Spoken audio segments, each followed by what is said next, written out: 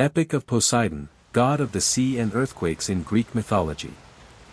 Welcome to the Epic of Poseidon, the god of the sea and earthquakes in Greek mythology, with a journey to discover the most powerful god of the sea, Poseidon. From the golden palace at the bottom of the Aegean Sea to the divine chariot galloping on the raging waves, he is the one who gave birth to tsunamis, storms, and gave the divine horse and countless mysterious creatures. Today, we'll go through each story, from the ocean-shaking trident, the contest with Athena, to the love affairs with Demeter and the building of Troy, to fully appreciate the ferocious yet amorous nature of Poseidon. Buckle up, get ready for a tsunami of knowledge, and dive into the world of the King of Waves with me. Poseidon, son of the Titan Cronus and the Titanid Rhea, was the god of the sea. He lived in a royal palace under the sea near the city of Aegae, where he had a herd of horses with bronze clogs and golden hair.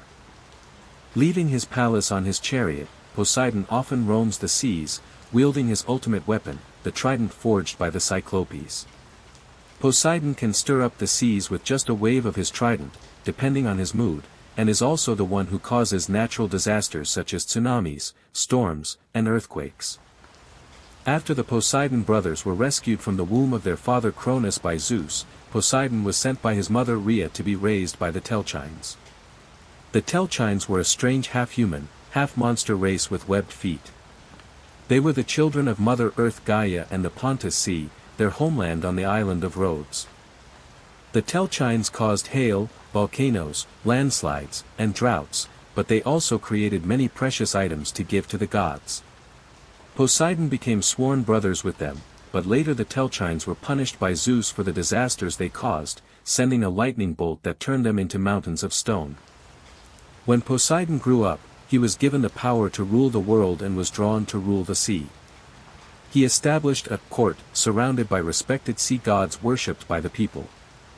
First of all, the first lady of the ocean, Amphitrite, was the daughter of the old sea god Nereus.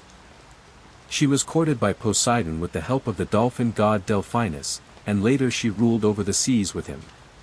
Amphitrite was a beautiful and gentle goddess, and she bore Poseidon several children, most notably the goddess Rhodos, who ruled over the island of Rhodes, the wife of Helios, and some versions say she was the daughter of Poseidon and Halia, a Telchine sea monster, and the god Triton.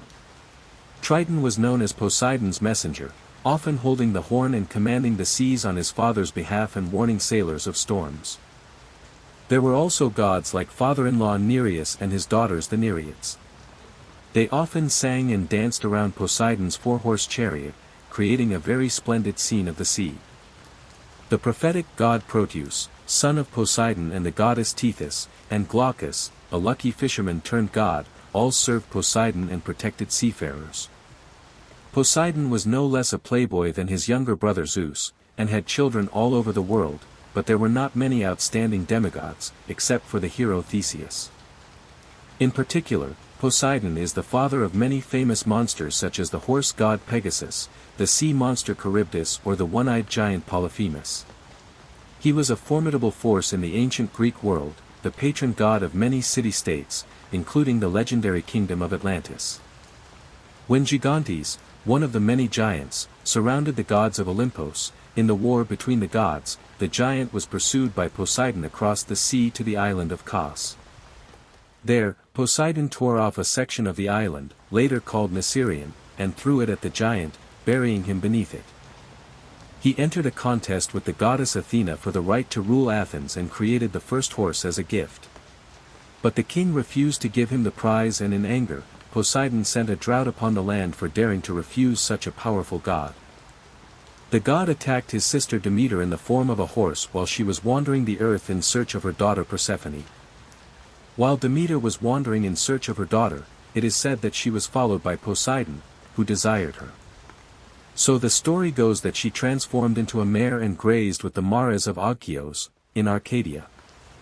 Realizing that he had been outwitted, Poseidon transformed into a stallion and enjoyed Demeter. At first, they say, Demeter was angry at what had happened, but later she put her anger aside. They say, there was a daughter with Poseidon, whose name they did not want to reveal to those who did not know, and a stallion named Arion. The god helped build the walls of Troy, but when King Laomedon refused the promised payment, Poseidon sent a sea monster to destroy the land. Next is Polyphemus, a giant man-eating cyclops, a monster with a single spherical eye in the middle of its forehead. Odysseus encountered him on his return from Troy and was trapped in the giant's cave. To get rid of him, the hero got him drunk and while he was sleeping, drove a burning stake into his eyes. The blind giant tried to stop Odysseus' flight by throwing rocks at his ship but failed, praying to his father Poseidon for revenge. When he returned from Troy, Poseidon sent a storm to scatter and destroy the hero's fleet. Poseidon is not only the god of the sea, but also the creator and destroyer. He punishes humans with storms, but also blesses divine horses and the legend of the mythical Atlantis. Through each story, we see clearly, the sea is a mirror reflecting his moods, sometimes gentle, sometimes furious. Hopefully you have felt the powerful pulse of the ocean and the full splendor and ferocity of Poseidon. If the video is useful, don't forget to like, share and subscribe to continue to uncover ancient mysteries and discover more gods in the world of Greek mythology. See you in the next episodes.